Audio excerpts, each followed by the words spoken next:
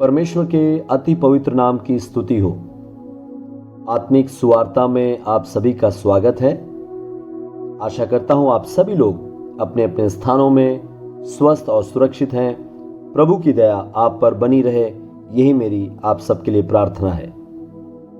यिर्मयाह नबी की किताब, उसके 29 अध्याय, उसकी 10वीं आयत, यहोवा यूं कहता है, बेबीलोन के 70 वर्ष पूरे होने पर मैं तुम्हारी सुधि लूंगा और अपना यह मन भावना वचन कि मैं तुम्हें इस स्थान में लौटा ले आऊंगा पूरा करूंगा। एक तरफ इजरायली लोग प्रभु को भूलकर प्रभु के विरोध में कार्य करने की वजह से राजा नबूकदनेस्सर की अगुवाई में बेबीलोन की गुलामी में चले गए हैं, बेबीलोन के बंधुआई में चले गए हैं। लेकिन फिर भी परमपिता परमेश्वर ने अपने लोगों के प्रति जो प्रेम है, वो प्रेम यिर्मयाह भविष्यवक्ता के द्वारा उन तक पहुंचा रहा है और कहता है कि मैं तुम्हारी सुधि लूंगा। दूसरे शब्दों में बोले, भले ही तुम मुझे भूल जाओ लेकिन मैं तुम्हें नहीं भूलूंगा। कारण क्या है?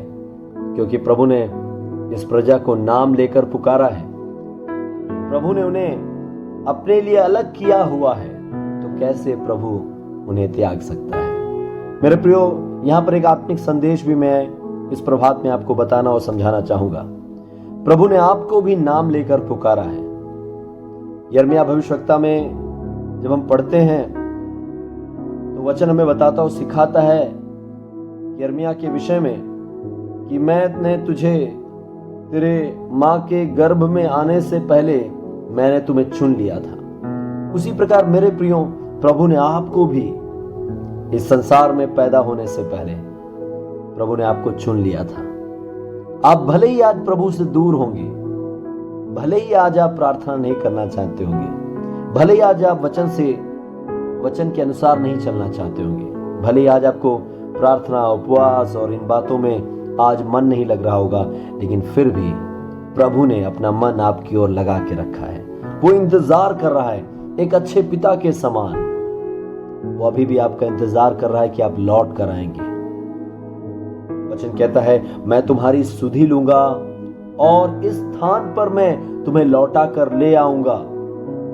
वो स्थान जहां पर मैंने तुम्हें चुना था, वो स्थान जहां पर मैंने अपने स्वरूप में तुम्हें बनाया था। तो यहां पर एक आत्मिक मर्म और है, वो ये है कि परमेश्वर ने जगत की आरंभ में सारी सृष्टि करने के पश्चात जब उसने मनुष्य को बनाया, अर्थात इंसान को बनाया, तो इंसान को अपने स्वरूप में बनाया था। प्रभु हमें उसी स्वरूप में ले जाना चाहता है। प्रभु आज भी हमारा इंतजार कर रहा है।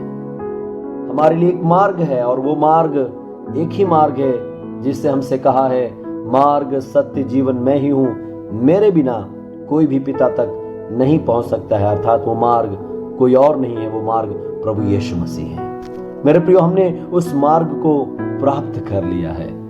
आइए उसी मार्ग में हम प्रतिदिन आगे बढ़ते रहें। यदि आप मार्ग में कहीं भटक रहे हैं तो आज का संदेश आपके लिए है। यदि आप मार्ग में कहीं ना कहीं छूट गए हैं तो ये संदेश आपके लिए है। आइए एक निर्णय ले, एक यू टर्न, आप जहां पर भी हैं वहां से एक नया आरंभ आज से प्रारंभ करें। वचन कहता है, क्योंकि यहोवा की ये वाणी है कि जो कल्पनाएं मैं तुम्हारे विषय करता हूं उन्हें मैं जानता हूं, वे हानि की नहीं वरन कुशल ही की है, और अंत में तुम्हारी आशा पूरी करूंगा। आज हमारे लिए बहुत से लोग सोचते हैं, लेकिन हो सकता है वो सोच आपके उन्नति के लिए नहीं होगा, हो सकता है आपके दुर्गति के लिए होगा। लेकिन प्रभु आपकी उन्नति के लिए सोचता है, आपके बेहतरी के लिए सोचता है। तो इजरायलियों के विषय में, इजरायली प्रभु को भूल गए थे, लेकिन प्रभु उन्हें नहीं भूला, उन्हें फिर से अपने करीब लेना चाहता है। मैं आज आप ही से बात कर रहा हूं और मैं कहना चाहता हूं, यदि आप प्रभु से दूर हैं तो आइए प्रभु की उपस्थिति में लौट कर आ जाइए। प्रभु ने आपके लिए योजनाएं बनाई हैं, और जो कल्पनाएं प्रभु कर रहा है वो तुम्हें नष्ट करने के लिए नहीं है, बल्कि तुम्हें कुशल से रखने के लिए, और अंत में वो तुम्हारी आशा पूरी करना चाहता है। आइए प्रभु की उस आशा में लौट कर आए, एक निर्णय ले, एक यू टर्न में जाएं और परमेश्वर की महिमा हमारे जीवन में, हमारे परिवार में हम अनुभव करने पाए, उन्हें पाए। प्रभु आपकी सहायता करे। आज का दिन प्रभु में आशीषित हो। आइए एक नई शुरुआत में हम आगे बढ़ें। इस नए प्रभात में प्रभु को महिमा दें। प्रभु आप सबको बहुतायत के साथ आशीष दे। May God bless you. Shalom.